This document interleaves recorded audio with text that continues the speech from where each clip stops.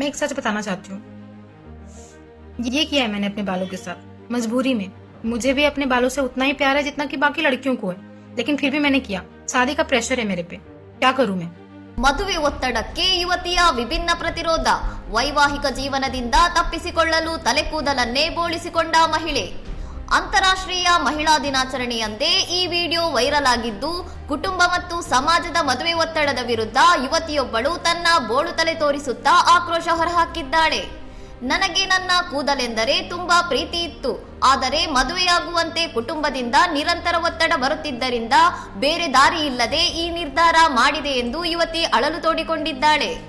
ಹುಡುಗಿಯರ ವೈಯಕ್ತಿಕ ಸ್ವಾತಂತ್ರ್ಯದ ಮೇಲೆ ಸಮಾಜ ಹೇರುತ್ತಿರುವ ನಿರ್ಬಂಧಗಳ ಬಗ್ಗೆ ಪ್ರಶ್ನಿಸಿರುವ ಈಕೆ ನನ್ನನ್ನು ಬದುಕಲು ಬಿಡುತ್ತೀರೋ ಇಲ್ಲವೋ ಎಂದು ತೀವ್ರವಾಗಿ ಆಕ್ಷೇಪಿಸಿದ್ದಾಳೆ. ಇನ್ಸ್ಟಾಗ್ರಾಂನಲ್ಲಿ ಹಂಚಿಕೊಳ್ಳಲಾದ ಈ ವಿಡಿಯೋವನ್ನು ಈಗಾಗಲೇ 3.7 ಲಕ್ಷಕ್ಕೂ ಹೆಚ್ಚು ಜನರು ವೀಕ್ಷಿಸಿದ್ದು, ಅನೇಕರು ಯುವತಿಯ ದಿಟ್ಟ ನಿರ್ಧಾರವನ್ನು ಶ್ಲಾಘಿಸಿದ್ದಾರೆ. ನಿಮ್ಮ ನಿರ್ಧಾರದ ಬಗ್ಗೆ ನನಗೆ ಹೆಮ್ಮೆ ಇದೆ ಎಂದು ನೆಟ್ಟಿಗರು ಕಮೆಂಟ್ ಮಾಡುತ್ತಿದ್ದು, ಈ ಘಟನೆಯು ಮಹಿಳೆಯರ ಮೇಲಿನ ಸಾಮಾಜಿಕ ನಿರೀಕ್ಷೆಗಳ ಬಗ್ಗೆ ಇಂಟರ್ನೆಟ್ನಲ್ಲಿ ದೊಡ್ಡ ಚರ್ಚೆಗೆ ಕಾರಣವಾಗಿದೆ. ಇನ್ನಷ್ಟು ಸುದ್ದಿಗಳಿಗಾಗಿ ನೋಡ್ತಾ ಇರಿ ಸೌರಂ ಟಿವಿ.